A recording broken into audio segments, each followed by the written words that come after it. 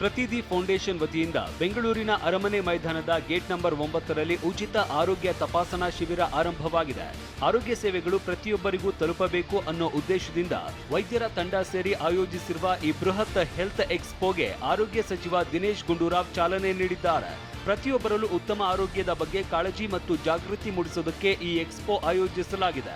ಎಕ್ಸ್ಪೋದ health ಸ್ಟಾಲ್ಗಳಿಗೆ ಭೇಟಿ ನೀಡಿದ ದಿನೇಶ್ ಗುಂಡೂರಾವ್ ಬೆಂಗಳೂರಲ್ಲಿ ಇಷ್ಟು ದೊಡ್ಡ ಮಟ್ಟದಲ್ಲಿ ಉಚಿತವಾಗಿ ಆರೋಗ್ಯ ತಪಾಸಣೆ ಮಾಡ್ತಾ ಇರೋದು ಪ್ರಶಂಸನೀಯ ಅಂತ ಮೆಚ್ಚುಗೆ ವ್ಯಕ್ತಪಡಿಸಿದ್ದಾರೆ. ಪ್ರತಿಯೊಬ್ಬರು ಇದರ ಸದುಪಯೋಗ ಪಡೆಯಬೇಕು ಅಂತ ಕರೆ ನೀಡಿದ್ದಾರೆ. ಇಂಥ ಎಕ್ಸ್ಪೋಗಳು ಭಾಳ ಮುಖ್ಯ.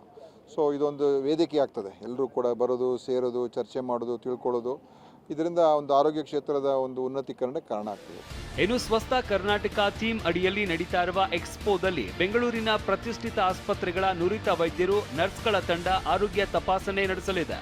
ರಕ್ತ ಪರೀಕ್ಷೆ, ಸ್ತನ ಕ್ಯಾನ್ಸರ್ ಪತ್ತೆ, ಹಲ್ಲು ಸಂಬಂಧಿತ ಕಾಯಿಲೆಗಳು ಸೇರಿದಂತೆ ಹಲವು ರೀತಿಯ ಆರೋಗ್ಯ ತಪಾಸಣೆಗಳನ್ನ ಉಚಿತವಾಗಿ ನಡೆಸಲಾಗ್ತಾ ಇದೆ. ಈ ಬಗ್ಗೆ ಮಾತನಾಡಿದ ಪ್ರತಿದಿ ಫೌಂಡೇಶನ್ ಅಧ್ಯಕ್ಷೆ ಪ್ರಜ್ವಲಾ ರಾಜ್, ಶನಿವಾರ ಕೂಡ ಈ ಹೆಲ್ತ್ ಎಕ್ಸ್ಪೋ ನಡೆಯುತ್ತೆ, ಜನ ಸದುಪಯೋಗ ಪಡಿಸಿಕೊಳ್ಳಿ ಅಂತ ಮನವಿ ಮಾಡಿದ್ದಾರೆ.